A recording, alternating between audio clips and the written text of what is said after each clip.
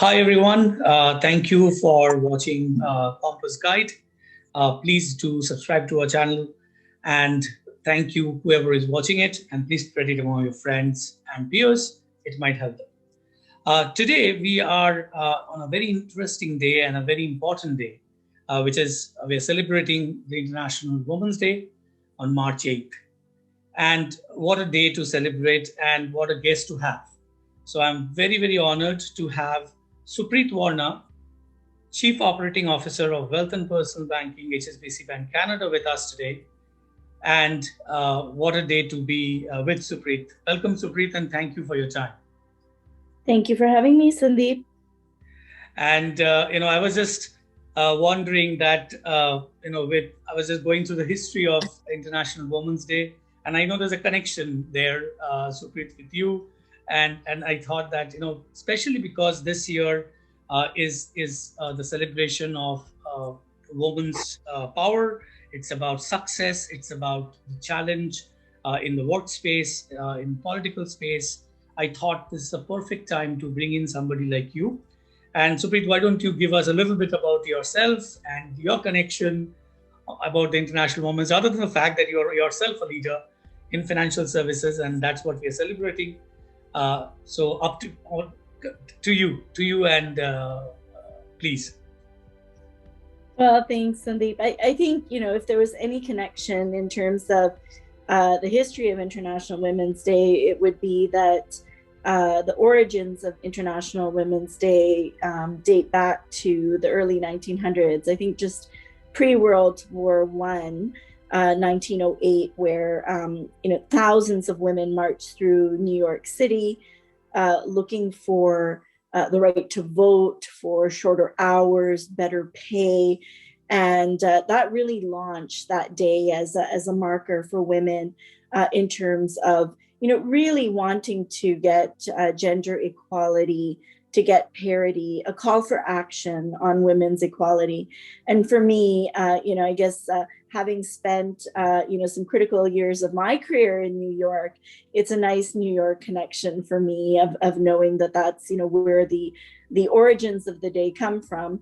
That being said, International Women's Day is now celebrated all around the world, and I think really does give us a chance not only to celebrate how far we've come, but to keep that dialogue alive for what still needs to happen in terms of equality, in terms of parity, and really ensuring that we have the best of what women have to offer in the workforce available to them. So it's a great day for me. It's a great day, I think, for many women leaders, but I think it's great for women across the world now. Not so much just New York anymore.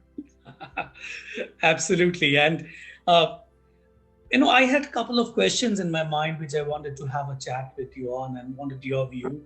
And I want my viewers to listen to you, and I'm sure get inspired.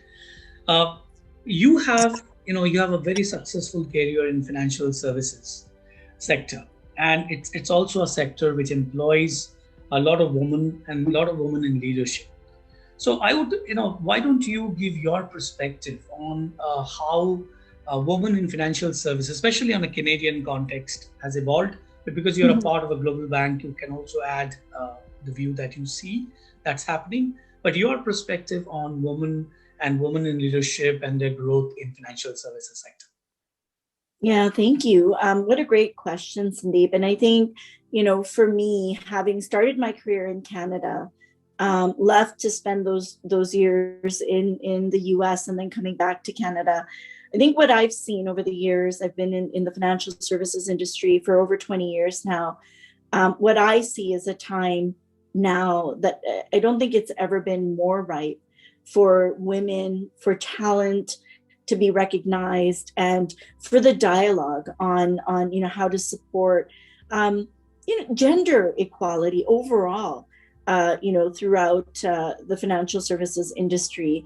Banks are at the forefront, I think, in Canada of leading some of the discussions, everything from, incredible involvement across the board. We are very involved, through HSBC with several organizations, including Catalyst. We've had our CEO recognized through, many different forums. The fact that we have and continue to have, even with a change in CEO in Canada, a woman as a CEO, showing that strength of leadership in the financial services industry, I think opens the dialogue for so many women, and opens a path really for women to be able to see what can be achieved. And I think this for me is such a wonderful, wonderful evolution of, what we can do. I think, obviously there's more to do. There's more that we have to invest in terms of making sure that across the board, not just the bank that I work for, but across the industry, that we're looking at, how do we get more women in executive roles? How do we support beyond what we typically see as a barrier, women's advancement within within that succession ladder towards those higher level positions? How do we achieve board parity across financial services? But I think that this is the dialogue that's happening, and that's what I'm very encouraged by, is the fact that it's live and it's supported, and people are looking for solutions, and we're working together across the industry, I think, to promote it, which is really exciting. So I would say for women, it's such a great time to be in the financial services industry. I think really, there's such a plethora of opportunity available, and I think it's up to us to really recognize it and go for it. No, so it's great to know that the movement and the from a leadership position, people really looking at it as one of their core responsibilities and deliverables, and that's how I think it's going to become more and more mainstream. And it would not require a certain day to celebrate it. It would be celebrated throughout the year. Every day would be a Women's Day. The other question that I had, critically for new graduates, Supreet, especially with the last 1 year on COVID-19, we all know the challenges that we have been through.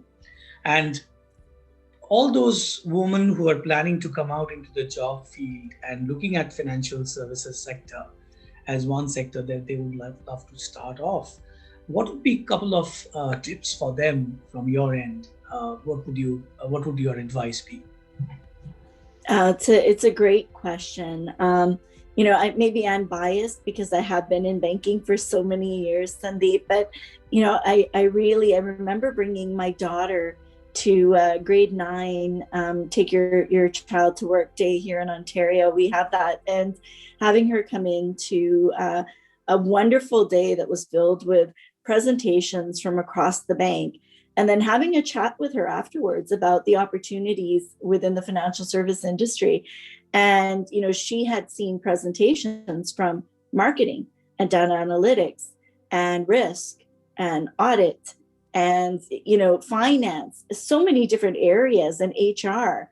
And I think that was the piece for her that was really astounding, was the fact that, when you go to business school and there's so many different fields of study, all of them have some relevance within the financial services industry, that there's something for, those who want to pursue, a finance focus, or, a data and data intelligence focus. I mean, there's so much there.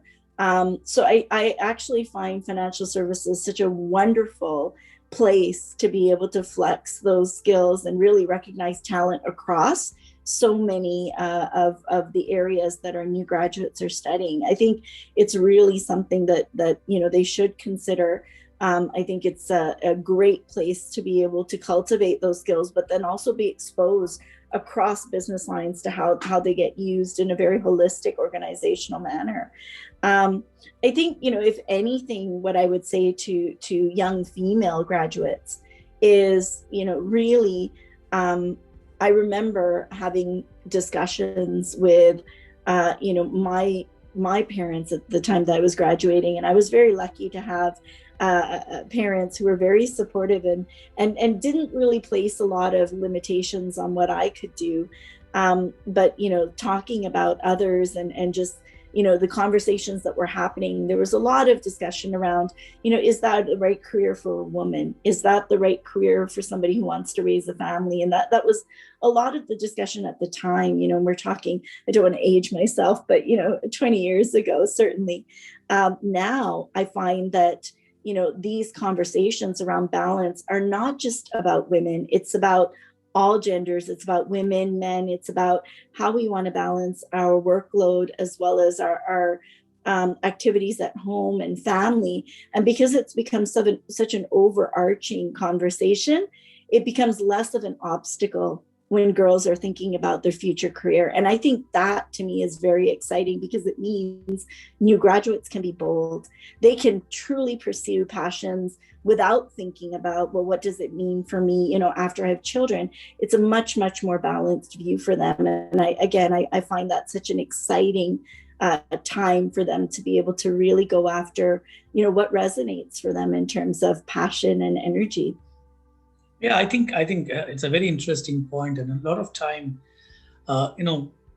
first is obviously to have an open mind, right, and not looking at it from a really a gender specific place, make it gender neutral. Exactly. But I think I also love the point that you made, that a lot of time, young graduates, or when they're in school, undergrad schools, they do not really understand that banking is not just about money. It's not just about the branch that they see from outside and people. It has all the elements of a business, and it all depends on how and which part of the element you are interested in. And this industry is a big one, and it also is a need-based industry. It's also about service. It's also about giving back, right? And I think those points are very, very critical. And I'm sure our undergrads who would be watching this would get a lot of value from what you just mentioned, Supreet. Coming to a last point, last but definitely not the least, in a country like Canada, where immigration is such an important piece, right? Yes. And for the growth of the country, and also for people who are moving into this country with hope to build their generations forward. What would be your couple of tips again for women who are coming into this country and trying to look for financial services as one sector, or who are not considering financial service, and why they should consider and how it can help them? If you touch a couple of points on that, it would be of real help. Yeah, absolutely. I mean, in terms of considering financial services as a viable field coming into the country, I think if you've got those kinds of potentially transferable skills or area of background that can fit. And as I mentioned, financial services covers such a broad spectrum of skill sets that are incorporated to make, that are available really in terms of opportunity. I think that, it's a wonderful, wonderful choice. We've got such a phenomenally stable banking environment in Canada, even through the last year. With COVID having had an impact around the world in the way that it did, you really see that resurgence with banks having posted phenomenal starts to 2021. And it just goes to show that, it really is a very not only stable industry, but strong industry in Canada, and great viable choice for somebody who's looking for a career. I think in terms of advice, what I do see is, I do mentor quite a few newcomers that do come in to the country and are looking for advice and help, and have worked in financial services abroad. And I think part of the challenge always is coming from another country into Canada. We do have this view of Canadian experience, and that little bit of a wall, I think, when people first come in, that I find that some newcomers get really frustrated by. And so my advice is always the same, whether it's a man or a woman that's looking for that mentorship advice. I would say, first and foremost, don't get frustrated. It's really just a matter of time for the right opportunities to come up. The second thing I would say is, while you don't ever want to sell yourself short, you have to have some give and some acknowledgement that you are starting again in a new country. And so that might mean not taking, a VP level role from where you came from, but maybe it's one step off, but with the opportunity to grow. And I think that's a piece where a little bit of that flexibility really does help, with newcomers getting their foot in the door, and then being able to, through their hard work, their skill, their determination, rise from that. Because again, the opportunities are pretty pretty apparent within the industry. You can grow and you can achieve, and get to your dreams. It just might not be the very first position that you take. So I think some flexibility. I will say, even in my own career, Sandeep, and believe it or not, this was just me going to the US for a few years, but coming back into Canada, even from the US, after having been out of the Canadian market for a few years, I had to take a position that I wasn't really thinking I would. I took half the salary initially, a little bit of a lower level position to get back in. But once my husband and I had decided that Canada was to be our home and where we wanted to raise our children, I knew that was something that I would have to do to get my foot in the door. Again, with hard work and obviously a lot of support from the organization who took me on. Within a year, I found myself back at parity to where I was in New York. So it's just a matter of having that open-mindedness, I think, to look at things a little bit differently and recognize that there are opportunities. The third thing I would say, and this is very important for newcomers, is, and I know you speak about it repeatedly, but the importance of network. I think in Canada, it is one of those things where, that network has such a strong role to play. And so, being out, meeting people, even while you're on that hunt and you're looking for that position, getting to be a part of different organizations. There's so many that promote networking across, I would say coast to coast in Canada, Toronto, Vancouver, Calgary, Edmonton. You look across and there's so many different platforms for new immigrants to either, network amongst each other, find great partnerships, or even speed mentoring. Those kinds of opportunities are available. And I think because we have so many supporting organizations that do promote those networking activities, it's such a great place to start to get yourself seen. You never know where those right sort of opportunities happen, where that spark happens. You've got that right person in front of you who's looking for somebody with your skill set, and all of a sudden that activity turns into a viable career opportunity. At minimum, you get to meet great people and establish a great base of friends and acquaintances and potentially future colleagues. So I'd say that would be the third thing that I would say, don't underestimate the power of networking. No, I think, and it is such an important piece, Supreet, coming from you, that, your own experience of, when you went to New York and then you came back. And and a lot of time it looks like that you're short selling or you're underselling yourself, but it's also just a matter of time by which, with your grit and everything else, because you don't, it just doesn't go away. Whatever you have achieved before, right? Your experience Exactly. right, kind of adds up. And I'm sure that the point that you made, again, to the newcomer listeners who are looking forward to this vlog, would get some real inputs and some material understanding of how they can look into it. So that brings to the end of this particular episode, I would say, as Supreet. But I'm sure that we will get more opportunities to bring you back and have chats on different aspects. But again, thank you so very much for your time today, and I hope people who are watching or who would be watching would love it. And if you want to network, as Supreet mentioned, and you would like to reach out to me, you can always reach out to us on LinkedIn. And if you are looking for some advice, you can always look for it in terms of we can always help and support. And again, Supreet, thank you so very much. I know it was a very short notice that we tried to bring this together, but I'm glad that we are. And what a day to celebrate and success and moon. And so, thank you so very much again, Supreet, for joining us. And whoever is watching the video, thank you for watching.